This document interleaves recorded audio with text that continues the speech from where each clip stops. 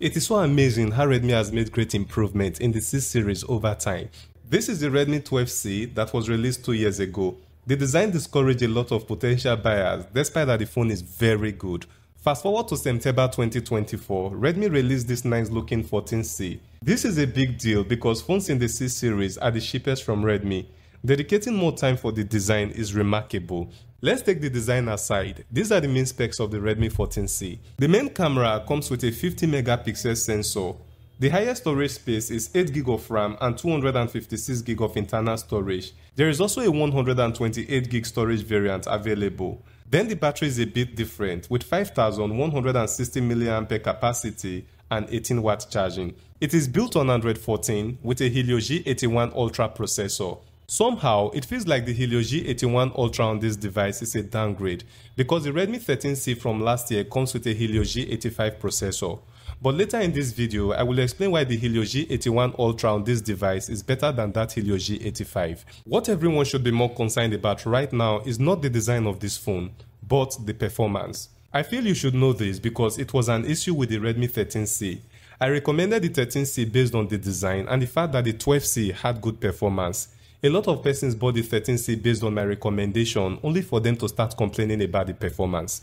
Like Favor who said, I bought the phone 2 weeks ago because of your comments on the video. It's a regret. The phone gets too hot easily. Check their community and people complained the same. Upon unboxing, they provided merely 10-watt charger. The MIUI latest version, upon updating, has some bugs, with users complaining about the front camera not turning on. In my case, it's apps just closing up for no reason. The 5000 mAh battery is just a complete scam. The phone runs down too easily. In response to Favor's comment on the Redmi 13C video, another viewer with the username Lord Superkid said, "Are you for real? This just discouraged me from considering the 13C over the Spark 20. There were lots of other complaints like this from that review, so I investigated and found out that the Redmi 13C has a lot of issues. As beautiful as it looks, the performance is very poor. Could this be the same with the Redmi 14C? In this video, I will do my best to thoroughly review key aspects of this phone just to find out the performance.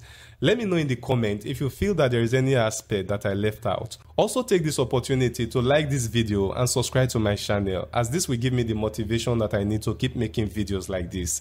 The Favor that I mentioned earlier also expressed her disappointment when she realized that an earpiece and a bumper case are not included in the package of the Redmi 13C. The 14C now has a bumper case included on the package but no earpiece still.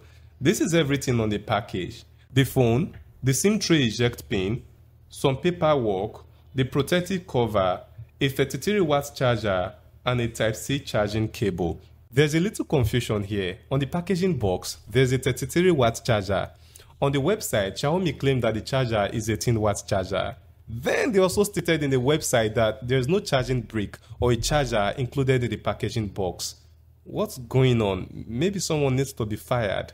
Talking about the battery and the charging capacity, this leads us to the first key aspect of the phone that I seriously paid attention to: battery life.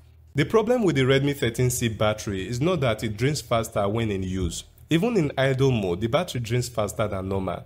This is not the case with the Redmi 14C. I left it on in idle mode for over a week, and from 66%, the battery dropped to 35%. The reason it even dropped that much was that I had to occasionally operate it when I want to find out something about the phone.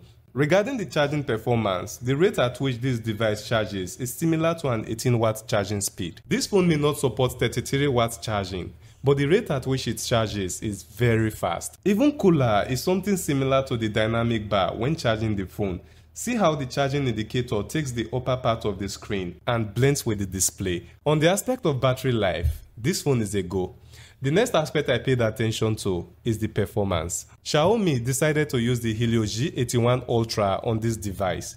Notice that it is not Helio G81 but G81 Ultra. On their website, they claim that the processor features low power consumption and high performance. This suggests that they are aware that the battery performance on the Redmi 13C is a mess, and the G81 Ultra processor will fix that. This is the reason I said on the onset that although the Helio G85 on the Redmi 13C may be higher, the G81 Ultra has a better advantage. Cut short story long, Cut long story short, it means that the processor will allow for longer battery life. Whatever trick Xiaomi played on the processor worked because the battery now lasts longer. Power efficiency is not the only advantage of this processor. This device is smooth without lagging. In fact, when it comes to performance, Xiaomi devices hardly run slow, except you overload them with apps and files. This is a problem with not just Xiaomi devices, but the majority of Android phones. Still on the performance, I have noticed that on some Redmi phones, apps in the background sometimes close on their own. Even if there are only 2 apps in the background, when you try to switch between them, they start loading as if you are opening them for the first time. In this case, it takes time for the phone to start having this unusual behavior, and I can't tell if this Redmi 14C will have the same issue in the future. In this early stage, the performance of this processor is reliable, and for a reason I don't even know why, I kind of believe in the processor. If the processing power should drop beyond what is reasonable in the future, I will update you here. From here on, every aspect of this device is more or less just the same as the Redmi 13C. For example, the display is still an IPS screen of 720 pixels and 450 nits peak brightness. This is not one of those phones with bright display. The refresh rate is 120 Hz, which is better than the 90 Hz on the Redmi 13C. Whatever the case, the display quality is just the same as the Redmi 13C. I don't see any difference between them. The question is, will I recommend this device based on the display alone? The answer is yes. If Xiaomi had decided to use a better display for this device, it would have been awesome. But this is the kind of display we get for budget phones. The last key aspect of this phone that I will mention in this video is the camera. A 50 megapixel main camera and a 13 megapixel front camera. So basically, they moved from 8 megapixel front camera on the Redmi 13C to 13 megapixel front camera on this phone. Aside from that, every other aspect of the camera, including all the camera modes, remain the same. Pictures taken with the camera are very clear. The most fascinating one is the portrait mode. I love the way it blurs the background and nicely blends the edges of the subject with the rest of the picture. These pictures are sharp and well detailed. The only downside here is that it doesn't fine-tune colors as Tecno and Infinix phone cameras do. It has a night mode, but it is not that effective. Pictures taken with the regular mode of an average budget Tecno phones will be brighter than when the same picture is taken with the night mode of this camera. The video mode supports 1080p recording at 30 frames per second, and the footage is just as reliable as the pictures from the camera. The 13 megapixel front camera also works well for selfie pictures in well-lit area. It doesn't excel well in even slightly dark areas, but aside from this, the quality is not bad. Here is a video I recorded with the front camera. So guys, this is the front camera of the Redmi 14C. I'm indoor, let's say in a shop, but the door is widely open, so there's going to be a little background noise. But the purpose of this video is to see if it is something you can manage for video recording for online use, just in case you are doing a talking head video like I'm doing right now, if you think it's clear enough. I can't really tell looking at the quality from the camera now, except until after exporting it to my computer, or after when I'm watching it, viewing it again from the phone itself. In conclusion, 2 years ago, Redmi released the 12C with perfect performance but ugly design.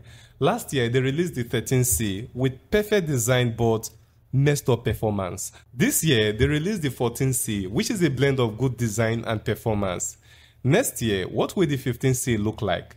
Let me leave you to think about that, and while you are at it, this is the review video of the Redmi 13C. Click it now and you will meet me there again.